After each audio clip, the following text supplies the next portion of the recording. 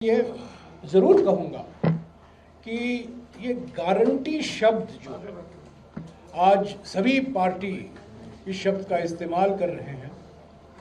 पहली बार कांग्रेस पार्टी ने कर्नाटक के चुनाव के समय गारंटी, ऐसे तो हम वादे करते हैं घोषणा पत्र में, हर एक पार्टी हर एक चुनाव के लिए घोषणा पत्र निकालती है, उसमें ढेर सारे वादे होते हैं, पर पहली बार हमने गारंटी शब्द इस्तेमाल किया कर्नाटक के विधानसभा चुनाव के समय 2023 मई, क्योंकि हम चाहते थे कि जनता को ये संदेशा जाए कि जो कांग्रेस पार्टी कहती है वो करेगी।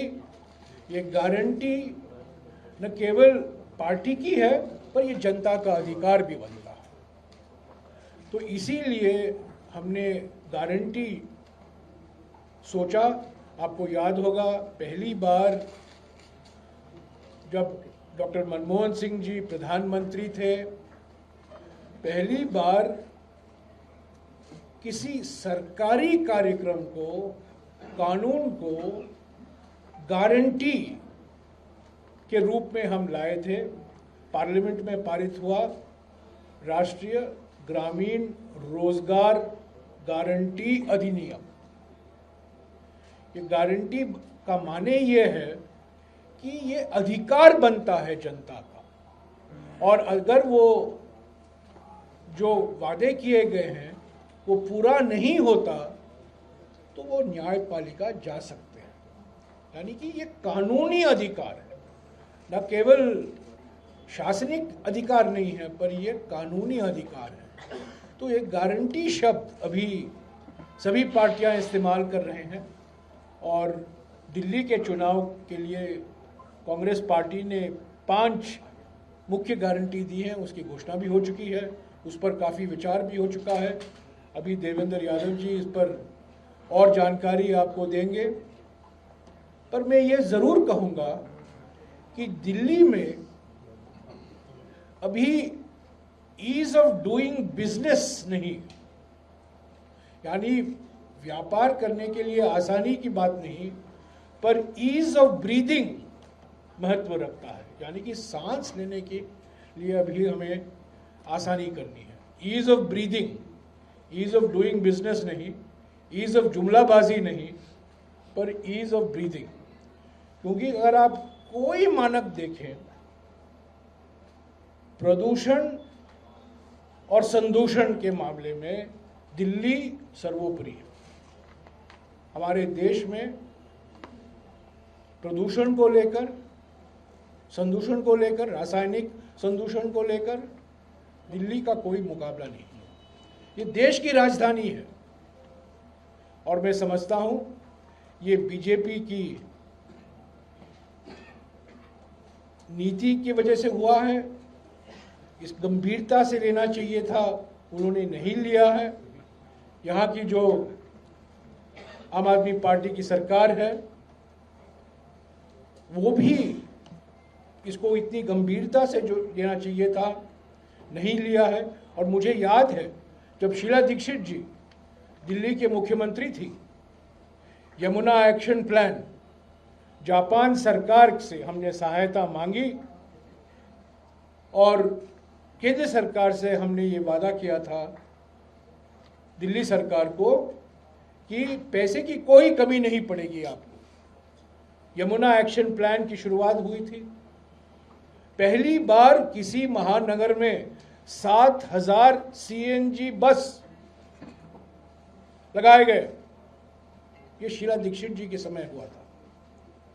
वृक्षारोपण का काम तो सब लोग जानते हैं, पहले से हुआ करता था दिल्ली में, पर सीएनजी का आना, यमुना एक्शन प्लान की शुरुआत करना, और सबसे बड़ी बात दिल्ली मेट्रो। मुझे आज भी याद है बात हो रही थी कि दिल्ली मेट्रो को हम और कैसे तेजी से आगे ले चले, और शीला जी ने कहा हम श्रीधरन साहब को क्यों नहीं इसको चेयरमैन बनाते। वो कोंकण रेलवे कॉरपोरेशन के अध्यक्ष हुआ करते थे। मुझे आज भी याद है वो दिन। दिसंबर का महीना था 1998, 1998। अभी चुनाव नतीजे आए थे, मुख्यमंत्री बनी थी और 3 चीज़ पर हमने चर्चा की: CNG bus, Yamuna action plan और दिल्ली मेट्रो। आप लोग अभी भूल गए होंगे, एक ज़माने में दिल्ली में एक संस्था हुआ करती थी तो सारी जनता उनसे पीड़ित थी, डेसू। आपको याद होगा, आप भूल गए होंगे, डेसू। मेरा सौभाग्य था कि मैंने डेसू का निजीकरण के लिए, शीला जी ने मुझे कहा, तो पहला मसौदा जो तैयार किया गया था, मुझे आज भी याद है, कैसे सुधार लाया जाए दिल्ली में। और इसमें कोई दो राय नहीं हो सकती कि जो निजीकरण हुआ वो दिल्ली के जनता के हित में हुआ। डेसू एक बोझ बन गया था दिल्ली के जनता को, और शीला जी ने कहा हमें इससे मुक्ति मिलना है, और इसीलिए निजीकरण सोचा गया और पूरे पारदर्शिता से निजीकरण हुआ। इसको लेकर 2013 में ढेर सारे इल्ज़ाम लगाए गए आम आदमी पार्टी द्वारा, उनके मुख्यमंत्री द्वारा, पर 10 साल के बाद, 12 साल के बाद ये बिल्कुल साफ हो गया है कि वो सिर्फ झूठ थे। तो ये घोषणा पत्र में 20 ऐसे विषय हैं जिस पर कांग्रेस पार्टी के जो वादे हैं उस पर उसका जिक्र किया है। अनुसूचित जाति के लिए, अल्पसंख्यकों के लिए, मध्य वर्गों के लिए, व्यापारियों के लिए, छात्रों के लिए और आम जनता के लिए, इस पर देवेंद्र जी बोलेंगे आपको। पर मैं ये ज़रूर कहूँगा कि अभी जो कांग्रेस पार्टी राष्ट्रीय स्तर पर जय बापू, जय भीम, जय संविधान अभियान चला रही है, बेलगावी में एक रैली हुआ, मऊ में हुआ, अभी तीसरा रैली हो सकता है तेलंगाना में होगा फरवरी के 10 और 15 के बीच में।